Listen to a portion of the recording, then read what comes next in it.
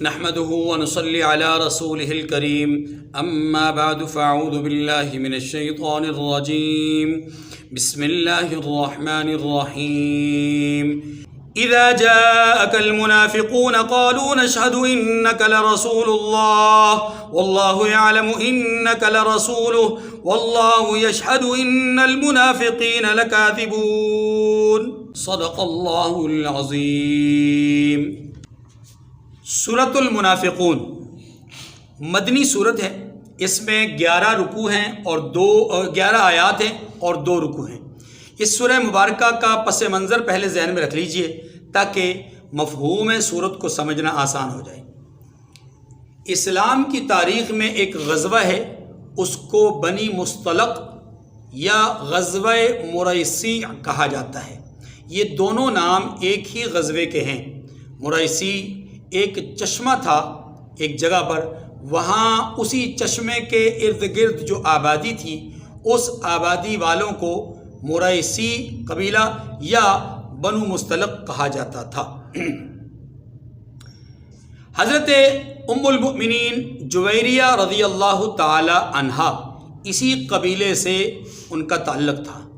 جب آپ صلی اللہ علیہ وسلم نے اس قبیلے سے جنگ کی تو بہت سارا مال غنیمت کے طور پہ ہاتھ لگا، بہت سارے لوگوں کو قیدی بنایا گیا۔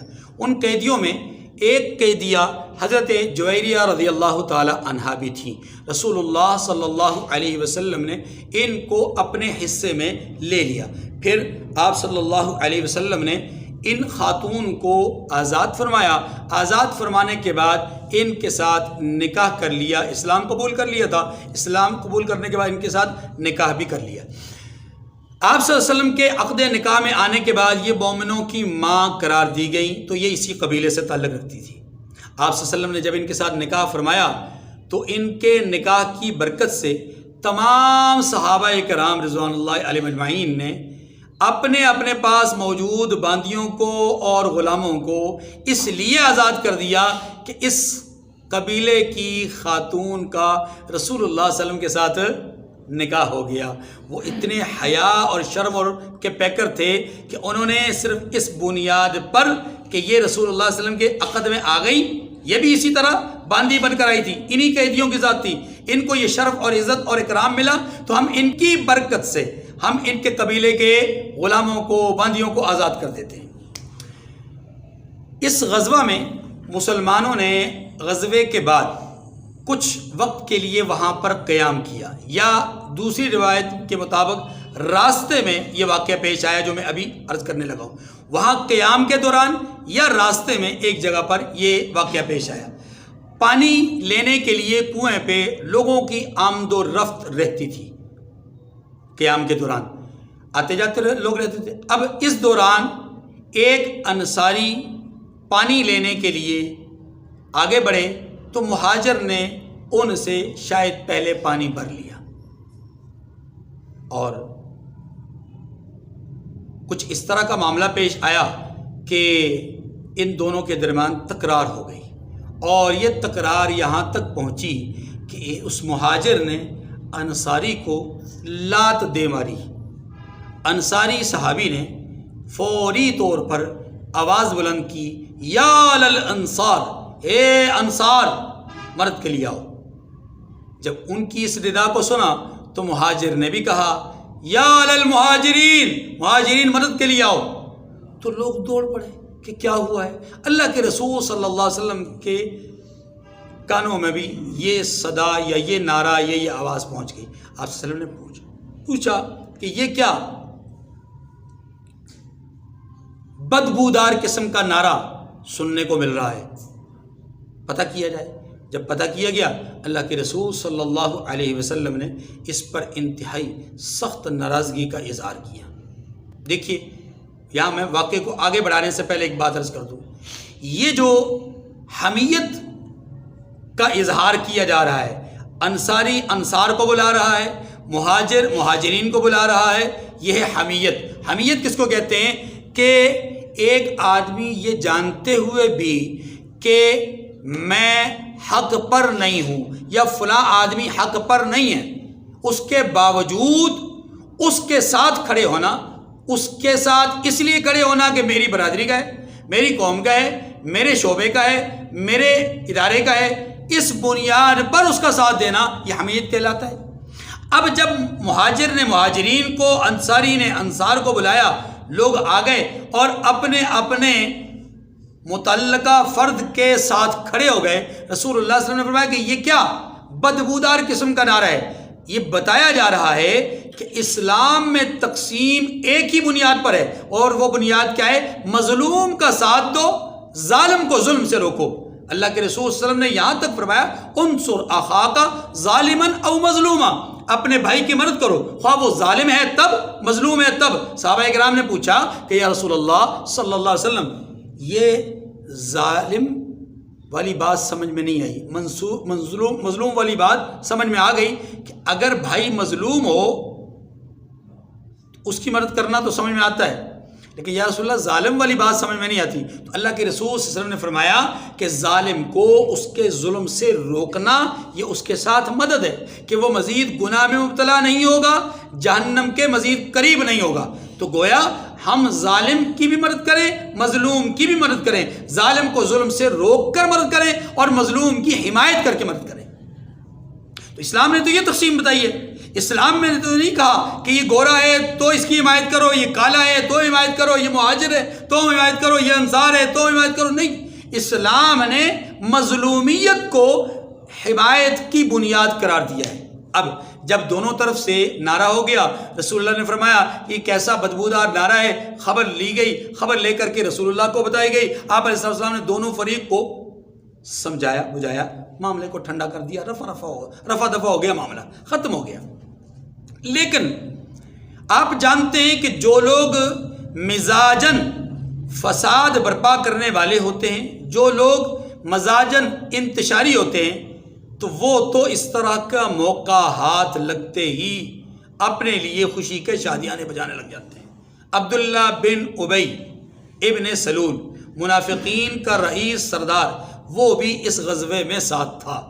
اس کو خبر ملی کہ ایک مہاجر نے لات ماری ہے انصاری کو، تو اس نے فوری طور پر اپنے ارد گرد جو اس کا حلقہ احباب تھا پہلے اس کو جمع کیا، اور ان کی وساطت سے ان کو یہ دیکھا دیکھی مزید کچھ انصار میں سے بھی کچھ لوگ اس کے ساتھ کھڑے ہو گئے۔ اب سنیے، ہوا یہ کہ اس رئیس المنافقین نے وہاں ان کے درمیان گفتگو کی اور بڑے بڑے نازیبہ کلمات کہے، بڑی بڑی خطرناک اور بھیانک قسم کی باتیں کہیں۔ اس نے کہا دیکھو جناب، یہ تم لوگوں نے ان کو اپنے سر پہ بٹھایا، تم مدد نہ کرتے تو یہ یہاں تک نہ پہنچتے۔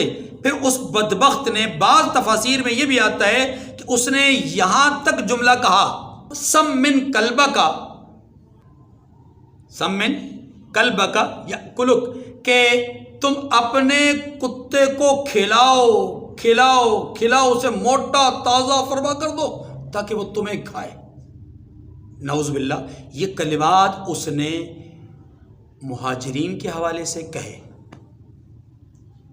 اب جب اس طرح کے قبیح قسم کے کلمات اس نے کہے، پھر کچھ کلمات تو وہ ہیں کہ جو خود سورہ مبارکہ میں موجود ہیں کہ اس نے کہا کہ یہ ذلیل لوگ، ہم عزت دار لوگ، ہاں جی، ہم نے ان کو سر پہ چڑھایا، اب ہم جب مدینہ جائیں گے تو ہم ان ذلیلوں کو وہاں سے نکال دیں گے اور عزت دار لوگ ہی مدینہ میں رہیں گے، ہم ان کے اوپر خرچ نہیں کریں گے، یہ خود بخود فقر و فاقہ سے تنگ آ کر کے یہاں سے بھاگ جائیں گے، وغیرہ وغیرہ، اس طرح کے اس جملے۔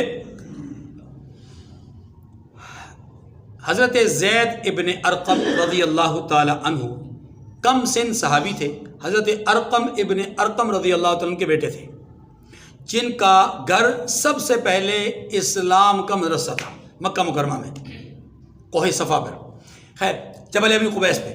اللہ کے رسول صلی اللہ علیہ وسلم کو انہوں نے جا کر کے عبداللہ بن ابی کے حوالے سے ساری تفصیل بتا دی کہ یا رسول اللہ، اس شخص نے یہ بکواسات کی ہیں۔ حضرت صلی اللہ علیہ وسلم نے اس بدبخت کو بلایا اور آپ وسلم نے اس سے تفتیش کی کہ بتاؤ کہ تمہارے بارے میں یہ بات آئی ہے، کیا تم نے ایسی باتیں کہی ہیں؟ اس نے قسمیں کھائیں، اللہ کی قسم، ایسی قسم کہ یہ مجھ پر بہتان ہے، الزام ہے، میں نے کوئی ایسی بات نہیں کہی۔ میں آپ کو بھلا اس طرح کے جملے کہہ سکتا ہوں؟ میں ان لوگوں کو جو ہمارے مہمان ہیں ان کو اس طرح کے جملے کہہ سکتا ہوں وغیرہ وغیرہ۔ اب حضرت زید بن ارقم رضی اللہ عنہ کہتے ہیں کہ میں اپنے جی میں خود کو ملامت کرتا رہا کہ میں اللہ کے رسول صلی اللہ علیہ وسلم کے سامنے اب گویا کہ ایک جھوٹا ہو گیا، جھوٹا ثابت ہو گیا۔ آپ صلی اللہ علیہ وسلم نے اس کو کہا ٹھیک ہے تم جاؤ۔ وہ تو چلا گیا لیکن میں اپنے جی میں خود کو ملامت کرتا رہا۔ پھر میرے چچا نے بھی مجھ کو کہا کہ اے زید تم نے ایک ایسی بات کیوں کی جو ثابت نہیں کر سکے؟ چنانچہ میں وہاں پر خاموش ہو گیا۔ حضرت صلی اللہ علیہ وسلم نے کچھ توقف فرمایا اور کچھ دیر کے بعد میں چلا گیا تھا، کچھ دیر کے بعد آپ صلی اللہ علیہ وسلم نے مجھے بلایا کہ زید کو بلاؤ۔ میں جب حاضر خدمت ہوا تو آقا صلی اللہ علیہ وسلم نے مجھے یہ سورہ مبارکہ پڑھ کر کے سنائی اور بتایا کہ اللہ نے تمہاری باتوں کی تصدیق کی ہے، تم نے بالکل سچ بتایا تھا۔ اس دوران پیش آنے والے واقعات مزید ہوا یہ کہ حضرت صلی اللہ علیہ وسلم کے سامنے جب یہ بات آشکار ہوئی کہ اس بدبخت نے ایسی ایسی باتیں کیں زید کی گفتگو کے نتیجے میں، تو حضرت عمر رضی اللہ تعالیٰ کے بارے میں آتا ہے، ابھی یہ سورہ مبارکہ نازل نہیں ہوئی تھی، حضرت عمر رضی اللہ عنہ کے بارے میں آتا ہے کہ آپ نے تلوار نیام سے فوری طور پہ کھینچی اور عرض کی کہ یا رسول اللہ مجھے اجازت دے دیجیے اس منافق کی گردن اڑا دوں، یعنی عبداللہ بن ابی ابن سلول کی، کس نے ایسی بکواس کی ہے؟ اللہ کے رسول نے فرمایا کہ نہیں اے عمر، لوگ کیا کہیں گے کہ محمد ان صاحبکم تمہارا جو ساتھی ہے وہ کلمہ پڑھنے والوں کو قتل کرواتا ہے، اس لیے میں یہ والا جملہ اپنے متعلق نہیں سننا چاہتا، اس لیے اے عمر چھوڑ دو۔ اچھا، یہی بات جب حضرت عبداللہ بن ابی بن سلول یہ جو رئیس المنافقین ہیں، ان کا ایک بیٹا ہے حضرت عبداللہ رضی اللہ تعالی عنہ، یہ مخلص صحابی تھے۔ جب ان کو خبر ملی کہ میرے والد نے اس طرح کی گفتگو کی ہے تو وہ تلوار لے کر کے اپنے والد کے پاس پہنچ گئے اور اپنے والد سے کہا کہ میں نے سنا ہے کہ آپ نے اس طرح کے جملے کہے ہیں۔ وہ خاموش ہو گیا۔ حضرت عبداللہ نے کہا کہ نہیں، تم نے کہا ہے، اقرار کرو تم نے کہا ہے۔ تو سر ہلایا اقرار میں، تو کہنے لگے کہ پھر اب اپنے آپ کو کہو کہ تم سب سے زیادہ ذلیل ہو اور وہ سب سے زیادہ عزت دار ہیں، یہ اقرار کرو ورنہ تمہاری گردن میں اڑا دوں گا۔ اس نے اقرار کیا، پھر بیٹے نے باپ کو چھوڑا۔ لیکن مسلمانوں اس سے بھی بڑی بات سمجھیے، حضرت عبداللہ حضور کے پاس حاضر خدمت ہوئے اس سے پہلے اور آ کر کے عرض کی کہ یا رسول اللہ صلی اللہ علیہ وسلم، مجھے خبر ملی ہے کہ میرے باپ نے ایسا ایسا کہا ہے، اور مجھے یہ بھی خبر ملی ہے کہ آپ صلی اللہ علیہ وسلم اس کی گردن اڑوانا چاہتے ہیں۔ تو یا رسول اللہ صلی اللہ علیہ وسلم، قوم خزرج یہ بات جانتی ہے، یعنی ہماری قوم یہ بات جانتی ہے کہ ہماری قوم میں سب سے زیادہ اپنی باپ کی عزت کرنے والا آدمی میں ہوں۔ سب لوگوں پر یہ بات آیا ہے کہ سب سے زیادہ عزت کرنے والا کون ہے؟ میں ہوں اپنے باپ کا۔ لیکن یا رسول اللہ، بات آپ کے ناموس کی ہے، بات آپ کے ساتھیوں کی گستاخی اور بے ادبی کی ہے۔ یا رسول اللہ، میں چاہتا ہوں کہ اگر آپ نے اس کی گردن اڑوانی ہی ہے تو یا رسول اللہ یہ فریضہ میں سب انجام دوں گا، میں اپنے باپ کی گردن اڑا کر کے آپ کے قدموں میں لا کر رکھوں۔ اندازہ کیجئے کس قدر جذبہ عاشقانہ ہے، کیسے ان کے اندر ایمانی حرارت اور ایمانی جذبہ ہے کہ اللہ کے رسول سے گویا کہ صرف اجازت نہیں لے رہے بلکہ اس عمل کے کرنے پر فخریہ پیشکش کر رہے ہیں کہ یا رسول اللہ یہ میرے لیے فخر اور سعادت کی بات ہوگی کہ آپ کے گستاخ کی گردن میں اپنے ہاتھوں سے اڑاؤں، یہ کار خیر کوئی اور نہ کرے، میں خود کروں۔ اچھا، انہی آیات میں یہ بتایا گیا ہے کہ عبداللہ یعنی منافقین کا جو سردار تھا، اس کے پاس کچھ لوگ، جب یہ آیات کریمہ نازل ہو گئیں، اس کا نفاق کھل گیا، اس کی منافقت آشکار ہو گئی، تو کچھ لوگ اس کے پاس گئے اور اس کو کہا کہ دیکھ، معافی مانگ لے، شرمندگی کا اظہار کر دے، رسول اللہ تیرے لیے استغفار کر لیں گے، تیرے لیے بخشش اور معافی مانگ لیں گے، تو تیرے لیے معافی کے فیصلے آ جائیں گے۔ تو اس بدبخت نے کیا کہا مجھے اس کی ضرورت نہیں ہے۔ اللہ تعالیٰ نے یہ ساری باتیں اس سورہ مبارکہ میں کھول کر کے بیان کی۔ اس سورہ مبارکہ میں ہمارے سامنے یہ بیان کیا گیا ہے کہ منافقین بزدل ہیں، منافقین ضدی اور عنادی ہیں، منافقین میں ظاہری سج دج تو ہے لیکن باطن اور روحانیت کے اعتبار سے یہ بالکل صفر ہے۔ یہ بتایا گیا ہے کہ منافقین جھوٹے ہیں، یہ بھی بتایا گیا ہے کہ منافقین اپنی قسموں کو اپنے بچاؤ کے لیے ڈھال بناتے ہیں۔ اللہ تبارک و تعالیٰ نے اس سورہ مبارکہ میں یہ واضح کیا کہ منافقین باوجود اس کے کہ یہ ذلیل ترین لوگ ہیں، قیامت کے دن سب سے زیادہ نچلے درجے میں جہنم کے جن کو رکھا جائے گا وہ منافقین ہوں گے، اس کے باوجود یہ خود کو عزت دار اور مہاجرین اور رسول اللہ صلی اللہ علیہ وسلم کو نعوذ باللہ ذلیل سمجھتے ہیں۔ اس سورہ مبارکہ میں یہ بات کھول کر کے بتائی گئی ہے کہ مال خرچ کرنے میں منافقین کی سوچ کیسی ہے اور مومنین کی سوچ کیسی ہے۔ یہ چاہتے ہیں منافقین کہ لوگوں پر ہم خرچ کریں تو لوگ ہمارے ماتحت ہو کر کے رہیں، اور مومنین یہ چاہتے ہیں کہ جن پر خرچ کریں وہ مزید عزتوں کے مالک بن جائیں۔ اس سورہ مبارکہ میں یہ بھی بتایا گیا ہے کہ کامیابی اور ناکامی کا قرآنی معیار کیا ہے۔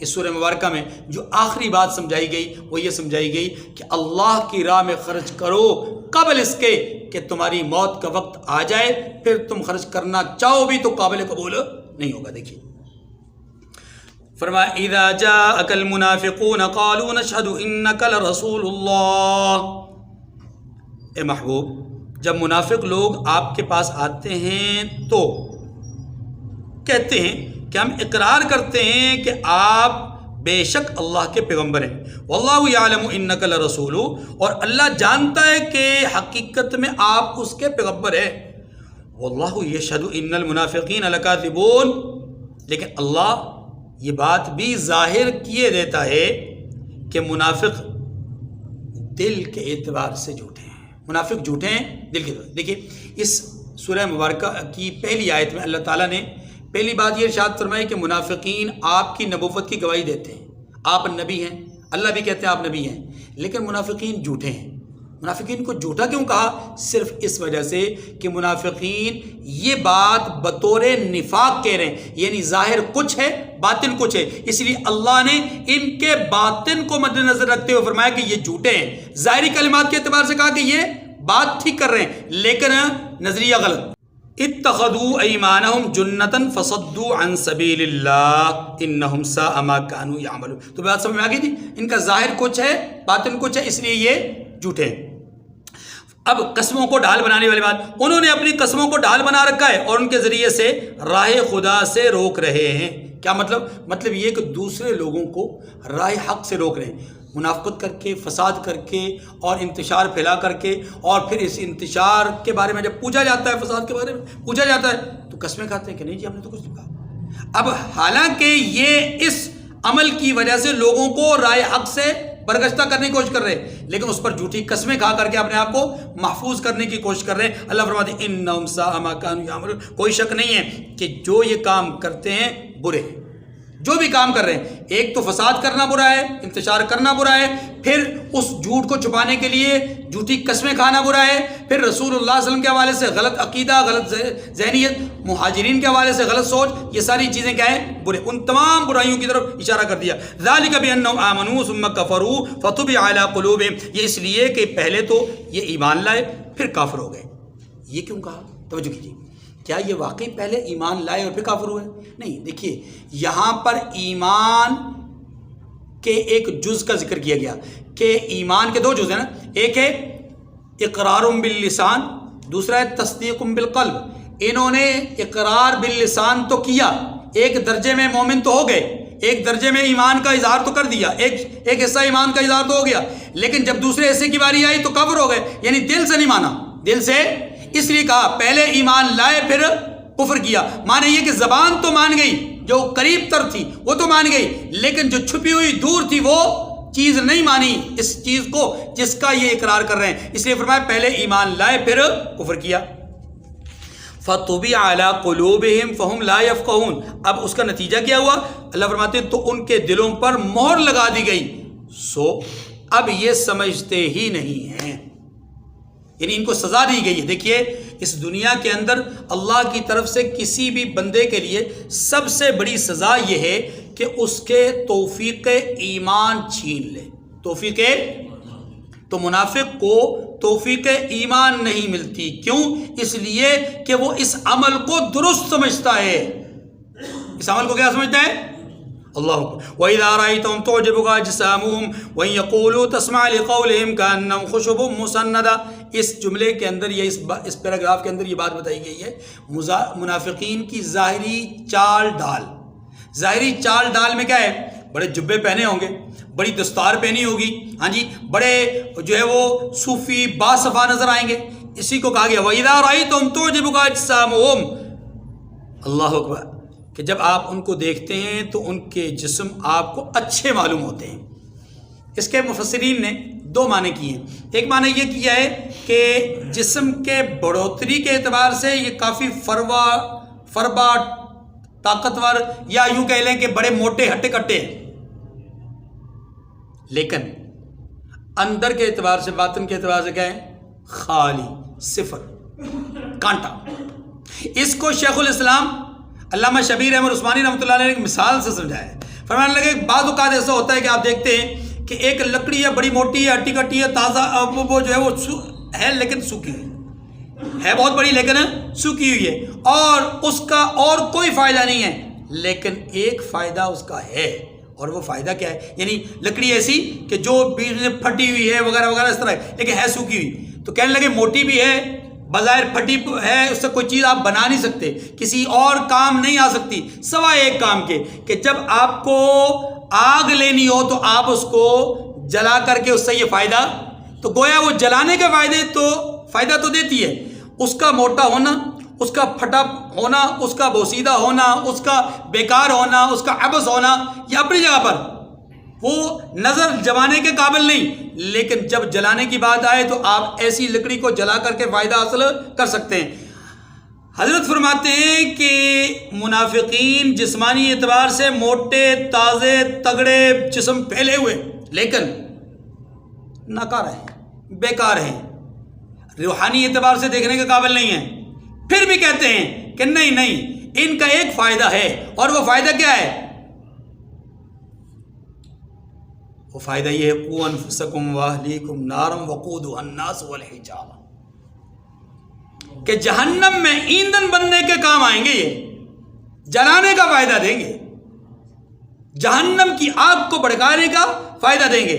تو فرماتے ہیں کہ اگرچہ یہ بیکار ترین ہیں لیکن پھر بھی جلانے کے کام آئیں گے، اور بالآخر ان کا فائدہ صرف ایک ہی ہوگا، اور وہ یہ کہ ان کو جہنم میں جلایا جائے گا۔ جیسے کہ بیکار لکڑی کا اور کوئی فائدہ نہیں ہوتا سوائے اس کے کہ اس کو جلایا جائے، آگ اس سے لی جائے، چیزیں پکائی جائے، آگ دکھائی جائے۔ تو اللہ کے رسول اللہ تبارک و تعالیٰ فرماتے ہیں کہ آپ ان کے جسم کو دیکھیں گے کہ ان کے جسم آپ کو اچھے معلوم ہوتے ہیں۔ ایک معنی تو ظاہری جسم ہے، دوسرا معنی اس کا کیا ہے کہ جسم کے اوپر ٹیپ ٹاپ چال ڈھال، ان کا تصنع اور ان کے لباس اور ان کے معاملات، فرمایا کہ آپ ان کو دیکھیں گے تو آپ کے لیے بڑے ہی حیران کن ہوں گے۔ وَإِن يَقُولُوا تَسْمَعْ لِقَوْلِهِمْ، اور جب وہ گفتگو کرتے ہیں تو آپ ان کی تقریر توجہ سے سنتے ہیں۔ اس کا مطلب یہ ہوا کہ ان کی گفتگو میں ملمہ سازی خوب ہوتی ہے، ان کے الفاظ میں گرفت جو ہے زیادہ ہوتی ہے، اور ان کے الفاظ میں جو ہے وہ ایجاز، اتناب اور قافیہ اور استردیف اور اس طرح کے سارے جو ادب کے اوصاف ہیں، ان اوصاف کو مد نظر رکھ کر کے یہ گفتگو کرتے ہیں۔ یا اس کا معنی یہ بھی ہو سکتا ہے کہ جب بھی وہ بات کرتے ہیں بظاہر عقلی اعتبار سے بڑی مدلل کرتے ہیں۔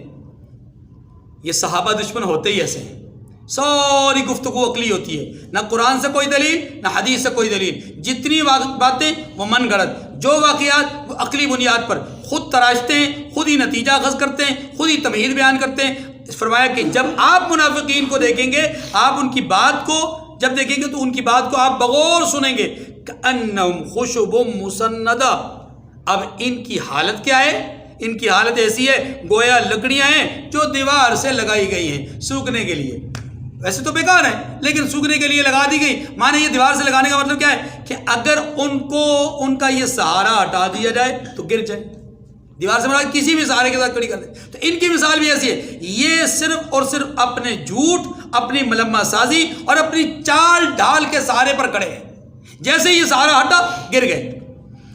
یحسبون کل صیحۃ علیہم، اتنے بزدل ہیں کہ ہر روز کی آواز کو سمجھیں کہ ان پر آئی، یعنی ہر روز کوئی بھی چیز، کوئی بھی آواز، کوئی بھی اس طرح کی انہونی آواز آتی ہے تو خود ان کے دل کانپ اٹھتے ہیں کہ شاید یہ آفت ہم پر آ گئی۔ ہم العدو فاحذرہم، محبوب یہ آپ کے دشمن ہیں، ان سے بے خوف نہ رہیے گا۔ کیا معنی یہ ان کو دیکھیے، کھلا دشمن ہوتا ہے نا، کھلا دشمن، اس سے بندے کو احتیاطی تدبیر اختیار کرنا بڑا آسان ہوتا ہے۔ اس کا راستہ الگ کر دیا جائے وہ الگ ہو جاتا ہے، اس کے بستی کو الگ کر دیا جائے الگ ہو جاتے ہیں، جیسے یہودیوں کو الگ کر دیا گیا۔ لیکن یہ منافقین آستین کے سانپ ہے، ان سے بچنا بڑا مشکل ہے۔ محبوب یہ آپ کے دشمن ہیں، ان سے بے خوف نہیں رہنا۔ کیا مطلب بے خوف نہ رہنے کا؟ مطلب یہ کہ یہ چال چلتے رہیں گے، آپ نے ان کی چالوں پر نظر رکھنی ہے۔ انا یؤفکون، قاتلہم اللہ انا یؤفکون، اللہ انہیں ہلاک کرے، یہ کہاں بہکتے پھرتے ہیں۔ وَإِذَا قِيلَ لَهُمْ تَعَالَوْا يَسْتَغْفِرْ لَكُمْ رَسُولُ اللَّهِ لَوَّوْا رُؤُوسَهُمْ وَرَأَيْتَهُمْ يَصُدُّونَ وَهُمْ مُسْتَكْبِرُونَ، جب عبداللہ بن ابی سے کہا گیا کہ آؤ آ کر کے معافی مانگو، اس کا ذکر فرمایا، اور جب ان سے کہا جائے کہ آؤ رسول خدا صلی اللہ علیہ وسلم تمہارے لیے مغفرت مانگیں تو اپنے سر ہلا دیتے ہیں، اور تم ان کو دیکھو کہ تکبر کرتے ہوئے منہ پھیر لیتے ہیں، یعنی ایسے جیسے کسی کا انکار کرنا، یہ تکبر سے منہ پھیرنا، سر کو ہلانا، یہ اس کی سواء علیہم استغفرت لہم ام لم تستغفر۔ اب اللہ نے بھی نتیجہ بیان کر دیا، فرمایا محبوب آپ ان کے لیے مغفرت مانگیں یا نہ مانگیں ان کے حق میں برابر ہے۔ کیا مطلب؟ دو مطلب اس کے، ایک مطلب یہ ہے کہ وہ مغفرت خود طلب کرنا چاہتے نہیں تو آپ ان کے لیے مغفرت طلب کریں یا نہ کریں، اللہ نے ان کی مغفرت نہیں کرنی۔ دوسرا مطلب اس کا یہ ہے کہ محبوب ان کے دلوں پر ہم نے مہر لگا دی ہے، اب یہ ہدایت نہیں پائیں گے، اس لیے ان کو آپ ان کے لیے بخشش طلب کریں یا نہ کریں برابر۔ لن یغفر اللہ لہم، اللہ ان کو ہرگز نہ بخشے گا۔ ان اللہ لا یہدی القوم الفاسقین، بے شک اللہ نافرمان لوگوں کو ہدایت نہیں دیا کرتا۔ ہم الذین یقولون لا تنفقوا علی من عند رسول اللہ حتی ینفضوا، یہاں پر ان کے مال خرچ کرنے کا باطنی جو معاملہ ہے یا سمجھ بوجھ ہے اس کو ذکر کیا جا رہا ہے۔ یہی ہیں جو کہتے ہیں کہ جو لوگ رسول خدا صلی اللہ علیہ وسلم کے پاس ہیں ان پر خرچ نہ کرو یہاں تک کہ یہ خود بخود بھاگ جائیں۔ اب ان کی سوچ کیا ہے کہ مسلمانوں پر خرچ نہ کرو تو خرچ نہیں کرو گے تو یہ بھاگ جائیں گے۔ ان کو کیا پتا کہ یہ تو وہ لوگ ہیں کہ جو چمڑے چبا چبا کر کے بھی زندگی گزارنا کوئی معیوب نہیں سمجھتے، پتے کھا کر کے گزارا بھی کر سکتے ہیں، لیکن دامن مصطفیٰ کو چھوڑنے کے لیے کسی طرح بھی تیار یہ نہیں جانتے۔ اسی لیے آگے کہا یقولون لا تنفقوا علی من عند رسول اللہ حتی ینفضوا وللہ خزائن السماوات والارض، جن خزانوں کو یہ روکنا چاہتے ہیں کیا پتا اللہ اس سے بڑھ کر خزانے دے دے، حالانکہ آسمانوں اور زمین کے خزانے اللہ ہی کے پاس ہیں۔ ولکن المنافقین لا یفقہون، لیکن منافق نہیں سمجھتے۔ جو آج تخت پہ بیٹھا ہوا ہے اللہ کل اس کو تختہ دار پہ لٹکا دے، جو آج فقر و فاقہ تنگ دستی کی گہرائی میں پڑا ہوا ہے اللہ اس کو چاہے تو بادشاہی دے دے، اللہ کے خزانوں میں تو کوئی کمی نہیں ہے۔ یقولون لئن رجعنا الى المدینہ لیخرجن الاعز من الاذل، کہتے ہیں کہ اگر ہم لوٹ کر مدینے پہنچے تو عزت والے ذلیل لوگوں کو وہاں سے نکال باہر کریں گے، نعوذ باللہ، یعنی اپنے آپ کو عزت والا اور ان کو۔ وَلِلَّهِ الْعِزَّةُ وَلِرَسُولِهِ وَلِلْمُؤْمِنِينَ وَلَكِنَّ الْمُنَافِقِينَ لَا يَعْلَمُونَ، اللہ پاک نے اس بات کا بھی جواب دیا، فرمایا حالانکہ عزت اللہ کی ہے، اس کے رسول کی ہے اور مومنوں کی ہے۔ اور کیجئے گا منافقین کی چال کیا ہے، منافقین کے کلمات کیا ہیں کہ مسلمان یعنی مہاجرین نعوذ باللہ ذلیل ہیں، ہم ان کو نکالیں گے، ہم عزت دار ہیں۔ اللہ نے جواب کیا دیا کہ تم مہاجرین کو کہہ رہے ہو کہ وہ ذلیل ہیں؟ نہیں، سنو، جو کلام تم نے مہاجرین کے لیے استعمال کیا گویا کہ وہ رسول کے لیے کیا، رسول کے لیے کیا تو گویا کہ اللہ کے لیے کیا. اللہ جواب دیتے ہیں نہیں سنو، عزت اللہ کے لیے ہے، اللہ اپنے رسول کو دیتے ہیں اور رسول کے ساتھ وابستہ جو لوگ ہوتے ہیں انہیں عزت ملتی ہے. تو عزت دار تو لوگ ہوئے، وہ ذلیل کون ہوا پھر؟ وہ جو ان کو عزت دار نہ سمجھے. پتہ یہ چلا کہ اصحاب رسول پر تبرہ کرنے والا عزت دار نہیں ہو سکتا، چاہے وہ خود کو جتنا مرضی عزت دار سمجھے، لیکن اللہ کے ہاں وہ ذلیل ہے اور اس کی رسوائی اللہ نے مقدر کر رکھی ہے. اسی لیے فرمایا وَلَكِنَّ الْمُنَافِقِينَ لَا يَعْلَمُونَ، لیکن منافق یہ بات نہیں جانتے، وہ سمجھتے ہیں شاید ہم ٹھیک کر رہے ہیں. اگلے رکوع میں اللہ تبارک و تعالیٰ نے انفاق فی سبیل اللہ کی بات کی ہے، کامیابی ناکامی کا معیار بیان کیا ہے. فرمایا یا ایھا الذین آمنوا لا تلہکم اموالکم ولا اولادکم عن ذکر اللہ، مومنو تمہارا مال اور تمہاری اولاد تمہیں اللہ کی یاد سے غافل نہ کر دے. گویا کامیابی کس میں ہے؟ اللہ کو یاد کرنے میں، اور ناکامی کیا ہے؟ اللہ کو بلا دینے میں. اس لیے فرمایا وَمَن يَفْعَلْ ذَلِكَ فَأُولَٰئِكَ هُمُ الْخَاسِرُونَ، اور جو ایسا کرے گا وہ لوگ خسارہ اٹھانے والے ہیں. یعنی جو لوگ بھی ایسا کریں گے وہ لوگ کون ہوں گے؟ خسارہ اٹھانے والے ہوں گے. آگے فرمایا وَأَنفِقُوا مِمَّا رَزَقْنَاكُم مِّن قَبْلِ أَن يَأْتِيَ أَحَدَكُمُ الْمَوْتُ فَيَقُولَ رَبِّ لَوْلَا أَخَّرْتَنِي إِلَىٰ أَجَلٍ قَرِيبٍ فَأَصَّدَّقَ وَأَكُن مِّنَ الصَّالِحِينَ. یہ انفاق فی سبیل اللہ کی بات ہو رہی ہے. ہم نے آپ اور جو مال ہم نے آپ کو دیا ہے اس میں سے اس سے پیشتر خرچ کر لو کہ تم میں سے کسی کو موت آ جائے. یعنی موت آنے سے پہلے تم اس دیے ہوئے مال میں سے خرچ کر لو، ورنہ جب موت آ جائے گی تو اس وقت فیقول تو کہنے لگے اے میرے پروردگار تو نے لولا اخرتنی الی اجل قریب، کہ تو نے مجھے تھوڑی سی مہلت اور کیوں نہیں دی کہ فاصدق واکن من الصالحین، تاکہ میں بھی خیرات کر لیتا اور میں بھی نیک لوگوں میں شامل ہو جاتا.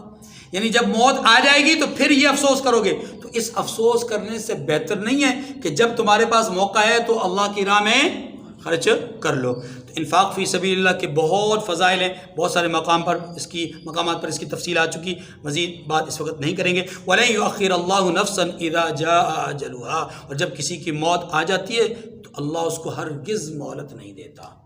اچھے اعمال موت سے پہلے کر لیے رہیں. موت سے مراد یہاں پر کیا ہے؟ نزا کی کیفیت. نزا کی کیفیت میں داخل ہونے سے پہلے یاد رکھیے بوقت نزا کی ہوئی وصیت بھی قابل قبول نہیں ہوتی، بوقت نزا کیا ہوا صدقے کا اعلان بھی قابل قبول نہیں. اس سے پہلے جو صدقہ کرنا ہے، جو کچھ کرنا ہے، جو خیر کے کام کرنے ہیں، نماز پڑھنی ہے، روزہ رکھنا، جو اعمال کرنے ہیں اس سے پہلے کر لو. جیسے ہی نزا کی کیفیت طاری ہو گئی اب عمل کا دروازہ بند. اللہ ہماری حفاظت فرمائے اور ہمیں نیک کام کرنے کی اور اپنے پاس اپنی رضا کے ساتھ جانے کی توفیق نصیب فرمائے. واللہ خبیر بما تعملون، اور جو کچھ تم کرتے ہو اللہ اس سے خبردار ہے. وآخر الدعوانا ان الحمد للہ رب العالمین.